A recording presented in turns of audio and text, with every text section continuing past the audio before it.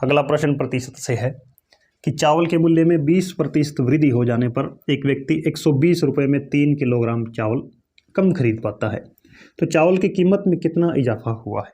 तो हमें दे रखा है कि पहले मूल्य में 20% की वृद्धि हुई है, तो आप क्या करेंगे, सीधा 20% का फ्रैक्शन बनाएंगे, प्रतिशत हटाकर नीचे 100 लगेगा, 20 एकम 20, 20 पंजे 100, 1/5, यानी कीमत यदि पहले 5 थी अब 1 उस पर वृद्धि हो गई है, तो कीमत हो गई 5 से 6।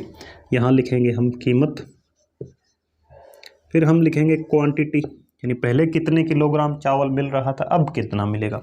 तो कीमत जब 5 से बढ़कर 6 हो जाती है तो क्वांटिटी जो मिल रही थी 6 से वो अब कितनी रह जाएगी, 5, यानी कीमत और क्वांटिटी के बीच उल्टा अनुपात होता है। तो कीमत 5 से बढ़कर 6 हो गई तो क्वांटिटी 6 से घटकर 5 रह जाएगी। तो क्वांटिटी में कितनी कमी हो रही है, 1 यूनिट की कमी हो रही है, लेकिन क्वेश्चन में कितना कह रहा है कि 3 किलोग्राम चावल कम खरीद पाता है, तो सीधा 1 यूनिट की वैल्यू हो जाएगी 3।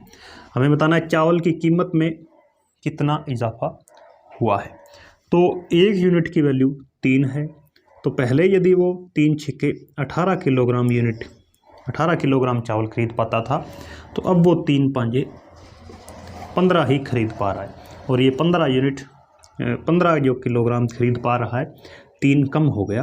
ये कितने रुपए में है, 120 रुपये में। तो 120 को जब हम 15 से भाग देंगे तो 15 8 120, ये चावल की बढ़ी हुई कीमत है, यानी 8 रुपये प्रति किलो उस पर इजाफा हो गया।